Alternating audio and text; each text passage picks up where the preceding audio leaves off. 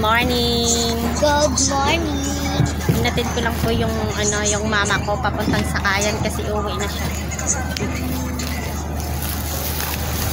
Ayan si Mother. Mother, taga dito. Dami siguro laman ng bag ni Mother. Oh.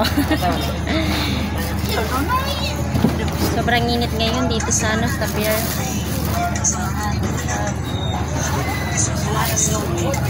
Pero malinaw yung dagat, ayan. Alis na yung sasakyan. Ibanan mo limasin kayo kay sina masusulog ang buga. Nakon ko na yun.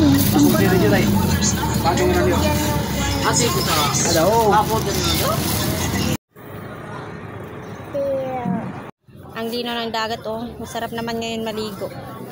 Kasi hindi ako maliligo ngayon eh. Hinatid ko lang yung mama ko. Mang, makanto na ako, Mang!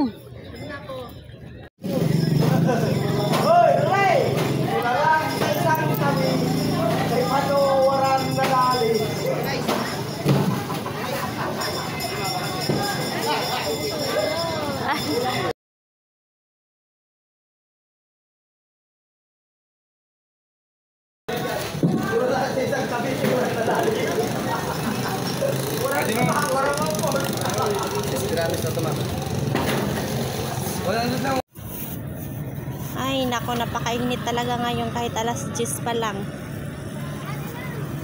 Nandito kami ngayon sa pier ng Aroroy. Ayan ang init-init. Kainit talaga. Ay, thanks God, nakarating na din ako sa sa boarding house ko. Sobrang nakakapagod. Ayan, dami ng pawis ko. Hagad na naman si Queen of Vlog. Magluluto pa ako ng lunch ko na ulam. Magpiprito ako ngayon ng isda. Grabe talagang init dun sa labas. Diyos ko miyo. Nagluto muna ako guys ng ng taga dito.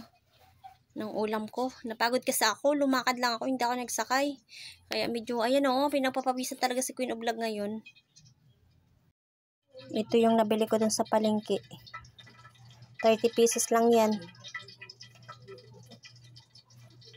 Pipretohin ko muna yan guys. Para masarap yung ulam ko.